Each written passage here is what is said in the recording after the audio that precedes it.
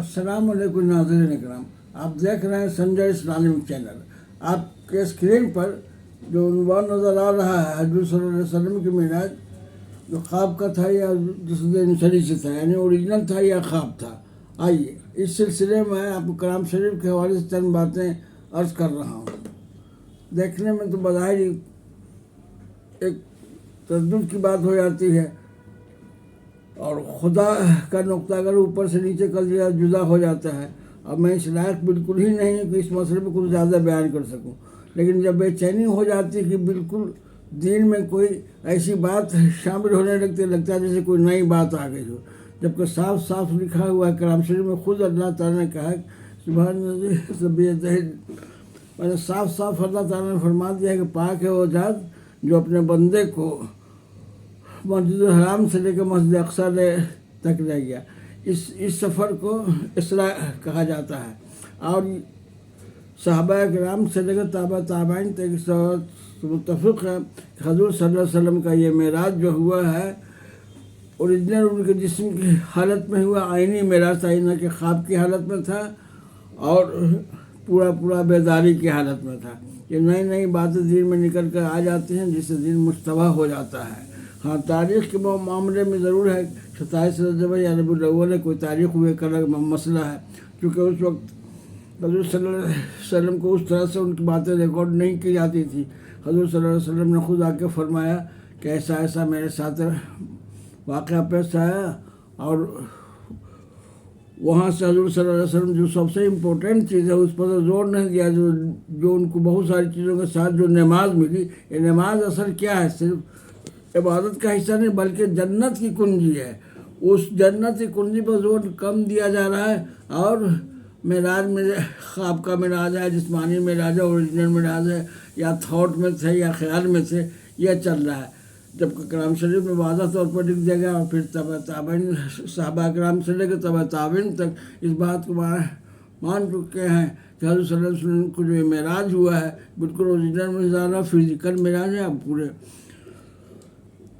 नमाज जो पढ़ाई गई है मस्जिद अक्सा में, जो इमामत की हज़रत सल्लल्लाहु अलैहि वसल्लम को रूहों की इमामत नहीं बल्कि तमाम अंबिया अलैहिस्सलाम शामिल हुए, और उनकी इमामत वहाँ क्या, वहाँ के बाद दूसरा सफ़र शुरू हुआ है जिसे मेराज कहा जाता है। पहले सफ़र का हिस्से का नाम इसरा का था कि वहाँ से लेकर मस्जिद हराम से लेकर के मस्जिद अक्सा तक गए। मस्जिद दूर है, इसमें नई नई बात लाना, दीन को मुस्तबा करना है, और यकीनी तौर पर हज़रत सल्लल्लाहु अलैहि वसल्लम का एक फ़िज़िकल मेराज था, और हज़रत सल्लल्लाहु अलैहि वसल्लम को वहाँ जो चीज़ें मिली, जो सबसे इम्पोर्टेंट चीज़ है जैसे नमाज का, उसको नमाज को अगर हम इस तरह से उम्मत में करें कि उनको जन्नत की कुंजी हवाले की गई जो नमाज की शक्ल में थी, या इंसान तमाम अमाल कर भी दे और नमाज छूट जाए तो जन्नत में दाखिल नहीं हो सकता। यानी कुंजी उसका सारा सामान आप ले जा रहे हैं, तमाम आप ले जा रहे हैं, घोड़ा गाड़ी टमटम बग्घे लागे सब ले जाना है, लेकिन घर पर जाकर दरवाजे पर आप रुके रहिएगा अगर आप कुंजी आपके पास नहीं है। अब वो कुंजी जो है जो मिली नमाज, वो कुंजी है जन्नत की। मैंने वहाँ जाने के बाद अगर पास कुंजी नहीं, घर पहुँचने के बाद कुंजी नहीं है तो आप बेपनाह हो जाते हैं, सोचते हैं क्या करें, क्या वहाँ कोई काम नहीं आएगा सिवाय नमाज के। लिहाजा नमाज को कुंजी समझ के, जन्नत की कुंजी समझ के अपने पास रखें। आप मेराज के सिलसिले में जो बातें हैं कलाम शरीफ में हदीस में जो मौजूद है उस पर हम लोग पूरा बात करें, जो सहाबा किराम से लेकर ताबईन तक मानते रहे हैं कि उनका ये मेराज फिजिकल था, न कि रूहानी या ख्वाब का नहीं था।